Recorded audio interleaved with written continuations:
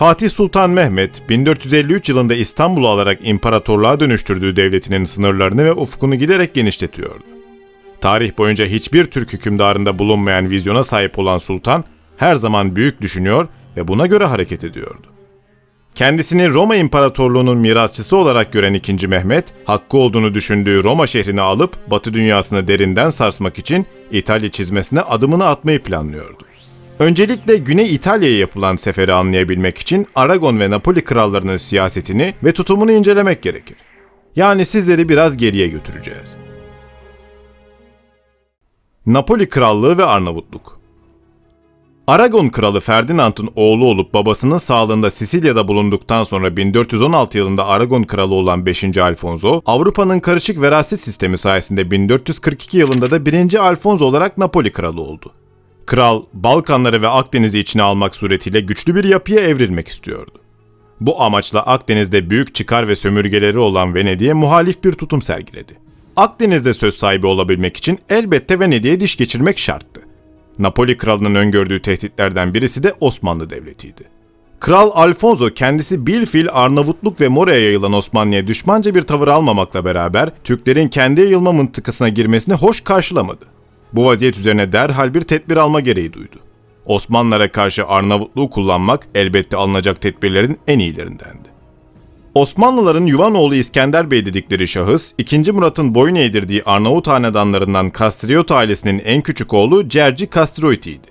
Sadakat göstergesi olarak Osmanlı sarayına yollanan genç, Müslüman olmuş ve Osmanlı ordusunda savaşmıştı. Aldığı başarılar sonucu sancak beyliğine kadar yükselen İskender Bey, Varna Muharebesi videosunda bahsettiğimiz Niş çarpışmaları sırasında Osmanlı'ya ihanet etti. Kendisini Akçahisar Beyi olarak göstererek kaleye girdi ve tüm muhafızları katletti. İslamiyet'i reddettiğini açıklayan İskender, ailesinin intikamını almak için savaşacağını belirtti. Ayaklanmanın sembolü olarak da üzerinde çift başlı kartal olan kızıl bayrağı seçti. 1444 tarihinde İskender Bey, bölgedeki tüm Arnavutluk prenslerini bir araya getirerek leş birliğini kurmayı başarır. Arnavutlar arasında bu dayanışma sayesinde İskender Bey hem bölgedeki egemenliğini arttıracak hem de nispeten büyük bir ordu meydana getirip kaleler inşa edebilecektir. İskender Bey, Osmanlılara karşı gerilla taktikleriyle saldırarak dağlık bölgeyi kendisi için bir avantaja çevirir. II. Murat ard arda isyancının üzerine kuvvet yollasa da onu yenmeyi başaramaz. İskender Bey'in bu başarısı Avrupalıların dikkatini çeker. Hatta ileriki süreçte Papa onu kutsal makam komutanı ilan edecektir. Kral Alfonso da Osmanlı karşısında çok büyük direnç gösteren İskender Bey ve Arnavutları maddi manevi destekleme kararı aldı. Hatta aradaki güven o kadar artmıştı ki İskender Bey 1448 yılında bir isyanı bastırmak adına Napoli Krallığı'na askerlerini yollamıştı. Arnavutluk sahasında egemen olmak isteyen sadece Napoli değildi. Venedik de bu bölgeyi elde etmek istiyordu. Arnavutluk, Napoli ve Venedik nüfusu olarak ikiye ayrıldı. İki devlet de bu bölgeyi kendileri için tampon olarak görüyordu. 1453 yılında II. Mehmet'in İstanbul'u almasıyla İtalya Yarımadası'nda dikkatler bir anda doğuya çevrildi. Roma şehrinin diğer yarısı Konstantinopol düşmüş, Doğu Roma tarihe gömülmüştü. İtalya ve Avrupa'nın belli yerlerinde kilise çanları çalmaya başlamış, Türkler geliyor sözü dehşetle ağızdan ağıza dolaşır olmuştu. Fatih Sultan Mehmet 1455'te İskender Bey ile olan rekabetine başladı. Venedik ve Napoli'nin bölgede Osmanlı'ya karşı birlik olması işi zorlaştıracağından Fatih diplomatik hamleler yaptı. Venedik'te, Napoli'de bölgede kendi borusu ötsün istiyordu. Fatih de onlar birleşmesin diye ticari ve ekonomik menfaatlerini her şeyden üstün tutan Venediklilere Arnavutluk sahillerinde serbestlik verince iki ülkenin birbirine yakınlaşması engellendi. İskender Bey ile olan mücadele ise bir türlü son bulmuyordu. Osmanlı neredeyse istisnasız her yıl Arnavutluğa asker sevk etse de bir türlü İskender Bey'i alt edemiyordu.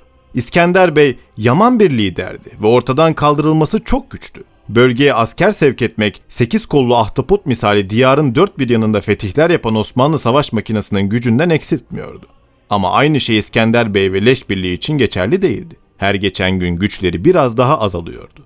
1458 yılında Alfonso'nun yerine oğlu Ferdinand tahta geçti. Ferdinand'a bağlılık yemini eden İskender Bey, onun vassalı olmayı kabul etti ve tahtta kalması için elinden geleni yaptı. Ne de olsa İskender Bey'in en büyük destekçisi Napoli'ydi. Bunun yanında 1463-1479 Osmanlı-Venedik savaşlarıyla Venedik'in İskender Bey'e karşı tutumu da değişti. Osmanlı karşısında Venedik, Arnavutları koşulsuz destekledi. 1468 yılında Fatih'i bezdiren düşmanı İskender Bey ölmüştü. Ölüm haberini duyan Fatih'in "Hristiyanlığın vay haline, kılıç ve kalkanlarını kaybettiler" dediği rivayet edilir. Görülüyor ki İskender Bey Osmanlı için kayda değer bir düşmandı. İskender Bey'in ölümünden sonra ve Venedik'te yapılan savaşın sonlarına doğru Türkler büyük bir kuvvetle Arnavutluğa girdi. Artık Türkler önünde durulamayacak kadar güçlenmişlerdi. Türkler çağın en güçlü kara ordularından birine sahipti. 1478 yılında Akçahisar 4. kuşatmasını görmüş ve artık Osmanlılara direnememişti. Tüm Arnavut prensleri ve kaleleri Türk ordusu karşısında tek tek düştü. 1479 yılında İşkodra'nın da Fatih tarafından alınmasıyla Arnavutluğun fethi tamamlandı. Roma ile Türkler arasındaki engel nihayet kalkmış, Fatih'in şahin bakışları Roma'ya bakar olmuştu.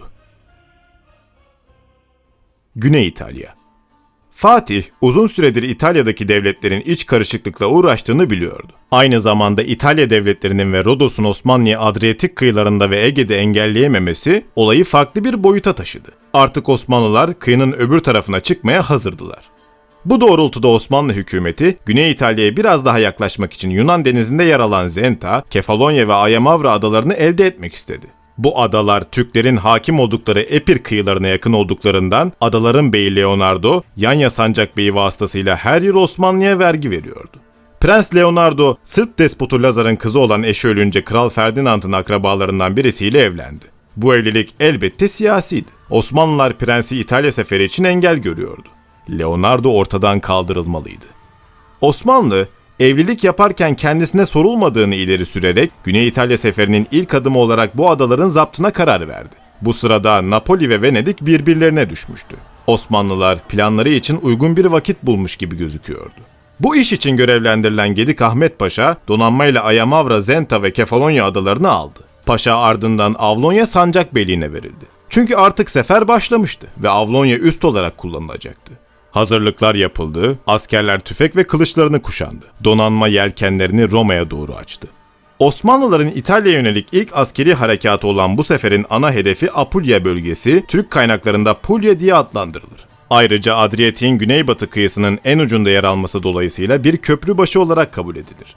Plan uyarınca 1480 yılının Temmuz'unda Puglia sahillerinde görülen Gedik Ahmet Paşa komutasındaki 80 ila 120 parça olduğu sanılan donanma 25 Temmuz günü Otranto limanına demir atmıştı.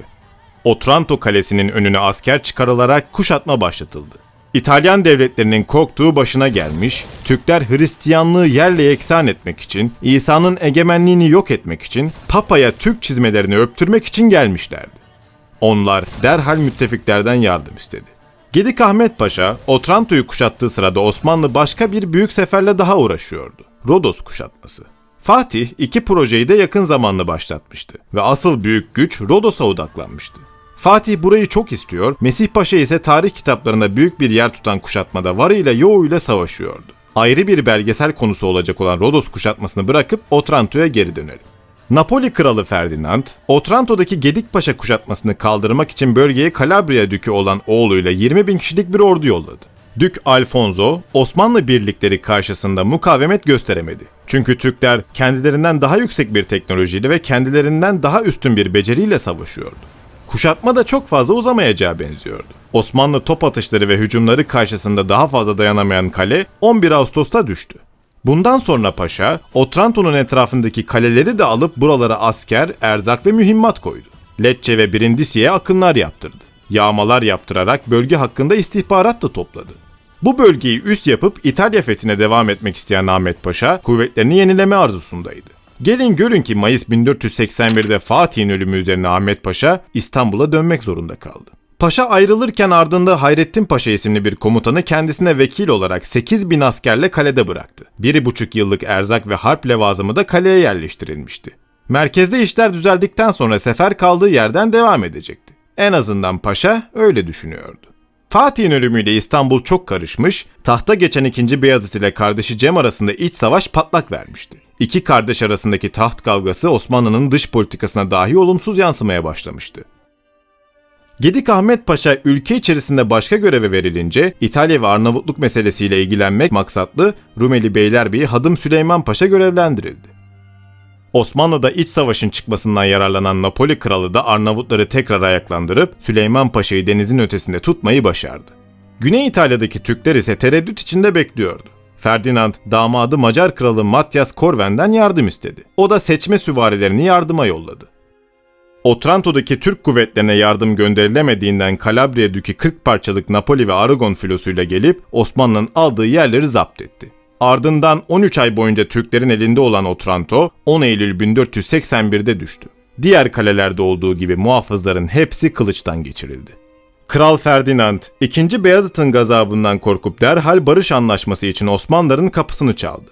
Cem Sultan vakasıyla uğraşan ve barışçıl bir politika yanlısı olan padişah da esirlerin ve savaş malzemelerinin geri iade edilmesi koşuluyla yapılan barış teklifini kabul etti. Otranto seferi neredeyse bütün Hristiyan dünyasını endişeye sevk eden vahim bir olay haline geldi. İtalya'da bu yüzden büyük bir panik oluşmuş, daha sonra bu konuda destanlar, epik hikayeler yazılmıştır. Fatih'in Güney İtalya yanında Kuzey İtalya'nın da zapt edilmesine yönelik projesi ölümü üzerine gerçekleşmemiş oldu. Kısacası Fatih'in ölümüyle beraber hayalleri de ölmüştü. Kanala abone olup bildirimleri açmayı unutmayınız. Bu arada tüm yorumlarınızı okuyoruz. Videoların altına yorumlarınızı yazarak görüşlerinizi bize bildirebilirsiniz.